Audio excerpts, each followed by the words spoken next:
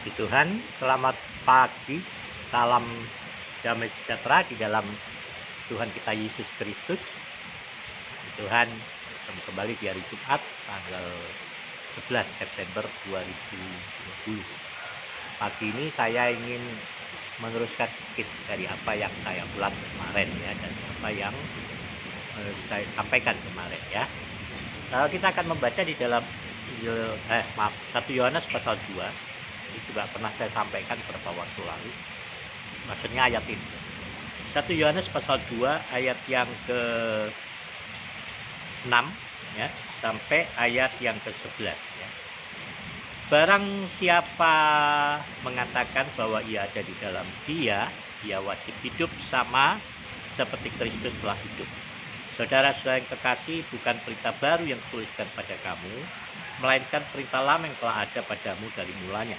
Perintah lama itu ialah firman yang telah kamu dengar. Namun perintah baru juga yang dituliskan kepada kamu telah ternyata benar di dalam Dia dan di dalam kamu, sebab kegelapan sedang lenyap dan terang yang benar telah bercahaya. Barang siapa berkata bahwa ia berada di dalam terang, tetapi ia membenci saudaranya, ia berada di dalam kegelapan sampai sekarang. Barang tetap berada di dalam terang, dan di dalam Dia tidak ada penyesatan. Tetapi barang siapa membenci saudaranya, ia berada di dalam kegelapan dan hidup di dalam kegelapan. Ia tidak tahu kemana ia pergi, karena kegelapan itu telah membutakan matanya. Di Tuhan. Saya menyadari waktu saudara Kuswianto kan sekarang lagi viral ya, tapi tolong jangan ikut memviralkan video YouTube-nya yang berisikan kebencian dan hujatan-hujatan terhadap orang percaya, terhadap para pendeta. Saya harap saudara berhenti memviralkan videonya, membagi, men-share-kannya, karena justru dengan itu saudara memberikan keuntungan baginya ya, karena setiap suka tidak suka, like dan setiap tontonan saudara menghasilkan pundi-pundi uang yang membuat dia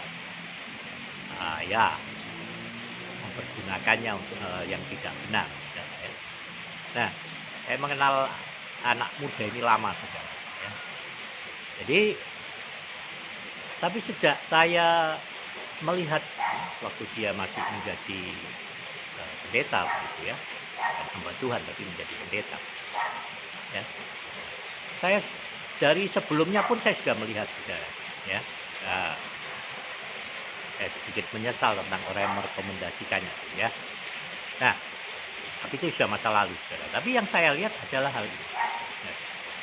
Firman Tuhan jelas dikatakan kepada kita bahwa orang yang tidak mengasihi saudaranya atau orang yang membenci saudaranya, ia berada di dalam kegelapan sampai sekarang. Nah, ini yang saya mau bahas itu, bahwa sayangnya ada begitu banyak anak Tuhan, bahkan ada begitu banyak pendeta tidak menyadari hal itu. Mereka berpikir mereka masih melayani, masih menjadi anak Tuhan, rajin beribadah, berkhotbah, memimpin pujian, ya, memberitakan Injil.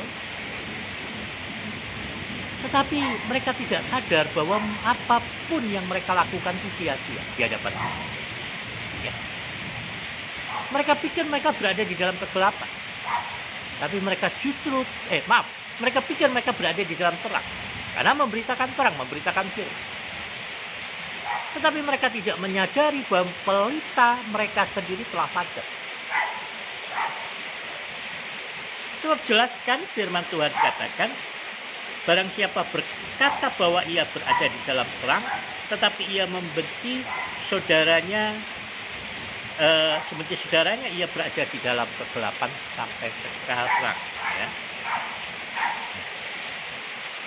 Barang siapa membenci saudaranya, ayat 11, ia berada di dalam kegelapan dan hidup di dalam kegelapan. Yesus mati di kayu salib karena mengasihi kita, saudara. Jadi orang yang terus-menerus menyimpan kekecewaan hati, kebencian terhadap saudaranya atau terhadap orang lain di mana Yesus sudah mati untuknya, Bahkan menurut saya bukan hanya saudara seiman, juga siapapun. Maka semua orang sebenarnya saudara kita. Tapi hanya ada saudara Jawa di saudara dekat kan. Nah ini orang-orang tidak menyadari bahwa kalau mereka tidak mau mempergunakan hak atau kuasa pengampunan, hak yang sudah diberikan kepada saudara, hak Allah sendiri, hak Tuhan sendiri. Karena kita tidak punya hak untuk mengampuni orang lain. Kita itu punya hak hanya untuk memaafkan, bukan mengampuni. Pengampunan itu haknya Allah, milik Tuhan. Tapi saat saudara diselamatkan, saat saudara mengakui Yesus Kristus sebagai Tuhan dalam hidup saudara, saat itu saudara menerima rohnya di dalam diri saudara, roh Allah, roh kudus di dalam diri saudara yang memperanakkan kita kembali. Nah, waktu kita menjadi anak Allah, kita dilahirkan kembali menjadi anak Allah, saudara. Kita lahir bersama dengan hak-hak yang melekat pada kita sebagai anak Allah. Kalau saudara lahir sebagai anak presiden, pas bapakmu dalam kedudukan sebagai presiden, maka saudara lahir sebagai anak presiden dengan hak-haknya yang melekat padanya. Dia langsung dapat pengawalan, saudara. Ya, itu anak-anak mereka dapat pengawalan sebagai keluarga presiden. Itu hak yang melekat sebagai anak presiden. Mau nggak mau. Demikian juga kalau saudara menjadi anak-anak Allah, ada hak-hak dari anak Allah yang melekat pada saudara. Salah satunya adalah hak atau kuasa pengampunan. Yohanes 20 kan? 19-20 ya. Waktu Yesus berkata pada murid-murid, terimalah Roh Kudus. Dia berkata apa? Dia memberikan kuasa itu. Kuasa pengampunan. Kalau kamu mengampuni dosa orang, maka dosa orang itu diampuni di hadapan Bapa. Tapi kalau kamu tidak bisa mengampuni dosa orang, dosa itu juga tidak akan diampuni Bapa. Luar biasa bukan? Hak yang melekat pada saudara itu. Tapi kalau saudara tidak mau mempergunakan hak, saudara memilih hidup di dalam kegelapan dengan terus memelihara kebencian dan kecewa. Nah, ini yang terjadi pada saudara Agustus. Ya, dia tidak mau mengampuni. Dia memilih untuk mempertahankan egonya, harga dirinya. Jangan saudara pertahankan harga diri saudara. Engkau juga udah gak punya harga diri. Kenapa? Kita semua juga gak punya harga diri. Semua harga kita udah dilunasi oleh Yesus. Jadi harga Yesus yang melekat pada diri saudara. Maka pandang segala sesuatu itu dalam perspektif pandangan Yesus sendiri. Bukan pada pandangan saudara, bukan pada pemikiran saudara, bukan pada hikmat akal budi kita, tapi hikmat akal budi, pikiran, perspektif pada pandangan, rencana, dan kehendak Allah di dalam Yesus Kristus begitu. Mari Bapak Ibu, mari saudara, gunakan hak ini dengan benar. Orang yang tidak bisa mengasihi orang lain, yang terus menyimpan kebencian. Ini orang-orang ini sebenarnya belum diselamatkan. Meskipun dia mengaku sebagai Kristen. Mengaku sebagai anak Tuhan. Mengaku sebagai para pendeta. Buat saya, orang-orang seperti ini belum diselamatkan.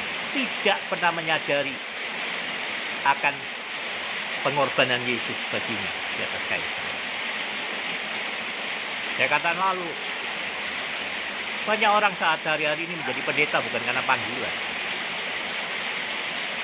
tapi karena ada keuntungan-keuntungan di dalam.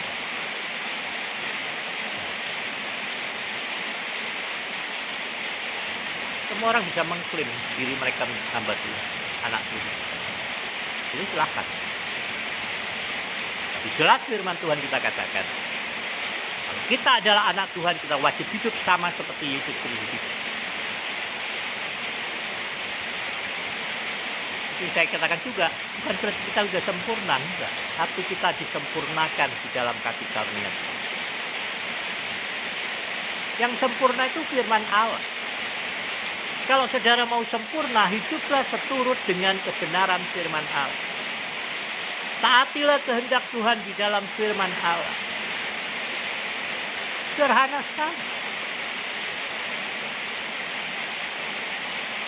Kalau kita katakan kita mengasihi Tuhan, atau kita katakan bahwa kasih Tuhan ada pada diri kita, maka firman Tuhan katakan kita wajib mengasihi orang lain, mengasihi saudara-saudara.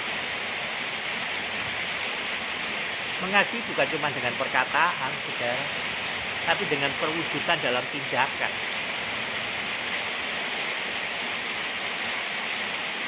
Maka dulu saya pernah, saudara, ya, memberitakan Injil kepada seseorang. Orang itu menerima Yesus, tapi dia dikenal bukan orang baik.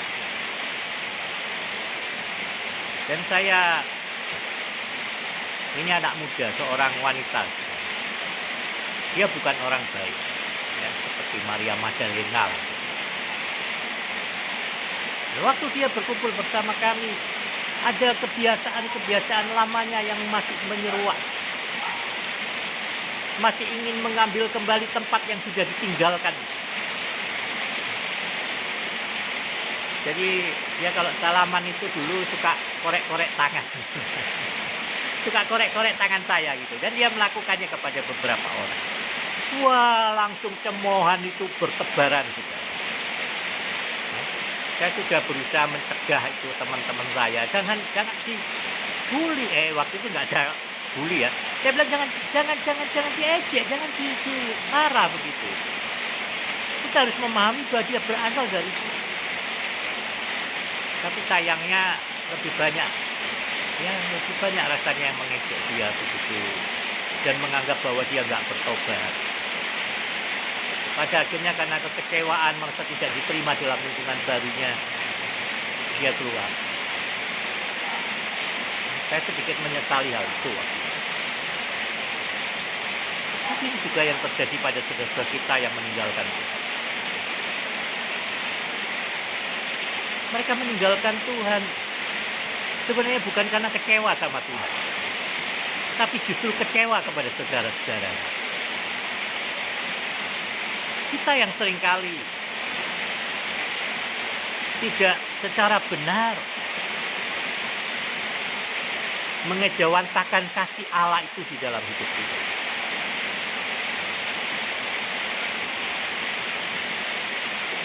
Kadang kita katakan itu karena kepedulian. Salah, saudara. Menurut saya itu bukan karena kepedulian, tapi karena kita ngurusin. Saya lalu pernah bilang, apa bedanya kepedulian sama ngurusin? Saudara, kalau kita ngurusin orang, kita kepingin orang itu baik menurut standar kita, ukuran kita. Kita menetapkan sebuah standar ukuran untuk orang yang kita katakan kita peduli. Padahal kita cuma ngurusin, bukan peduli sama dia. Maka kita menetapkan sebuah standar kebaikan yang menurut kita cocok untuk. Seperti contoh, saudara katakan, saudara peduli sama anak-anak saudara. Tapi kebanyakan orang tua bukan peduli, tapi ngurusin anak. Jadi saudara menetapkan standar. Anak yang baik itu anak papa, anak mama. Anak yang nakal, anak mama. Anak papanya. Anak yang pintar, anak papa. Anak yang tidak pintar, anak mama. Atau sebaliknya. Jadi kita menekankan pada anak-anak kita bahwa kalau mau menjadi anak-anak kita, mereka harus pintar, harus baik. Dan kita katakan orang tua, saya peduli sama anak-anak saya. Oh enggak, sorry, enggak peduli. Kau hanya peduli kepada kepentinganmu, kau hanya peduli kepada egomu. Kau akan merasa malu kalau anakmu tidak memenuhi standar.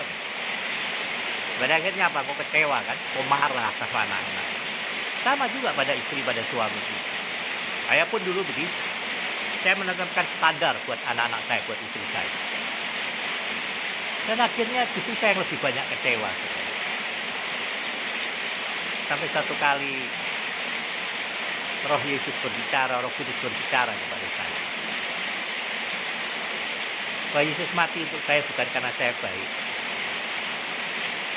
tapi mati untuk kesalahan-kesalahan saya. Yesus peduli, terus sebab dia mati pada saya. Yesus peduli, terus sebabnya dia rindu saya bertumbuh. Yesus rindu saya berkembang. Yesus peduli kepada Bapak Ibu. Dia memberikan keteladannya dalam hidup kita. Dia memberikan contoh-contoh nyata dalam hidup kita. Bagaimana berbuat kasih. Bagaimana melayani. Dia menunjukkan contoh-contoh kepeduliannya kepada orang lain. Tapi dia tidak ngurusin orang. Dia tidak mencela Maria Magdalena. Dia tidak menghina Sakius. Dia menunjukkan kepeduliannya dengan memuaskan kebutuhan jiwa mereka, dengan membangkitkan pengharapan di dalam diri mereka, bahwa mereka pun berharga, bernilai di mata Tuhan. Kepedulian selalu berpusat kepada kebutuhan orang yang kita layani. Kita memahami bahwa pertumbuhan iman nggak sama. Pertumbuhan iman saya dengan istri saya nggak sama. Pertumbuhan iman saya dengan anak-anak saya nggak sama. Pertumbuhan iman saya dengan saudara nggak sama. Pemahaman kita tentang firman nggak sama. Itulah sebabnya firman Tuhan berkata, bertumbuhlah menurut tingkat pengertian yang telah kau capai selama ini. Bertumbuhlah menurut tingkat pengertian, saudara. Jangan memaksakan diri untuk bertumbuh menurut tingkat pengertian orang lain. Jangan memaksakan untuk orang lain bertumbuh menurut tingkat pengertian, saudara. Tapi kalau kita merasa bahwa kita lebih punya hikmat pengertian daripada yang lain, kita lebih maju selangkah daripada yang lain, jadilah saudara yang baik. Jadilah Parakletos, penolong yang baik untuk orang-orang yang Tuhan tempatkan di saudara. Pedulilah kepada mereka, berdoalah, dorong mereka, beri pengharapan, dampingi mereka. Beritahu kepada mereka bahwa saudara juga bisa alami kelemahan sama seperti mereka. Tapi bagaimana saudara menang dari kelemahan itu? Beritahu bagaimana saudara pernah menghadapi pergumulan. Dan bagaimana saudara bisa lepas dari pergumulan itu. Tapi jangan,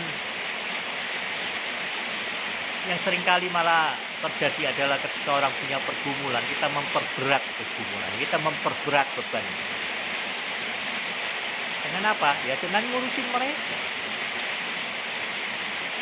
Tanpa sadar banyak orang melecehkan. Padahal sih maksudnya baik. Mau menegur. Maksudnya baik. Tapi caranya yang keliru. Dan akhirnya banyak orang kalau tidak bisa merespon dengan benar akan semakin terpuruk.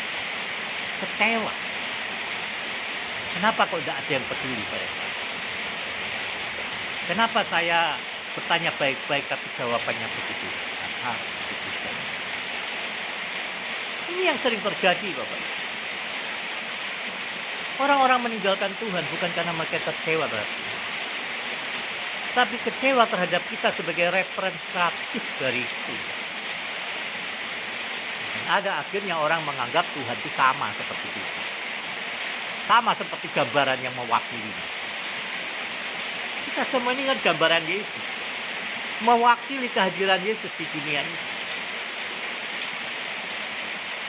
Tapi hal yang pertama yang perlu kita sadari benar-benar hari ini. Apakah saudara masih menyimpan kekecewaan, kebencian, luka hati pada orang? Mari kita kembali merenungkan di dalam ayat yang kita baca ini.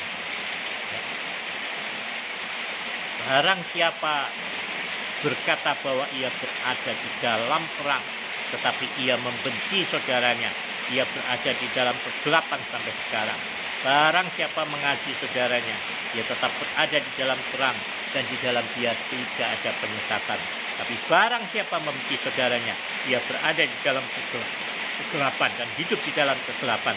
Ia tidak tahu kemana ia pergi, karena kegelapan telah membutakannya. Kita adalah pelita yang bercahaya, oleh karena kasih Yesus yang ada di dalam kita.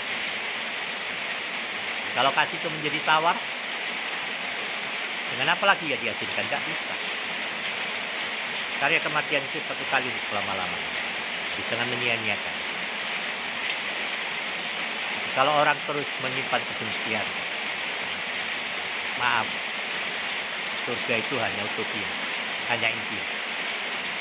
Karena 1 Yohanes 3:15 katakan, orang yang membenci saudaranya adalah seorang pembunuh manusia, dan seorang pembunuh tidak memiliki hidup kekal di dalam dirinya. Jadi saudaraku, ampunilah mereka yang bersalah kepada Tuhan. Sudah memberikan hak itu kepada.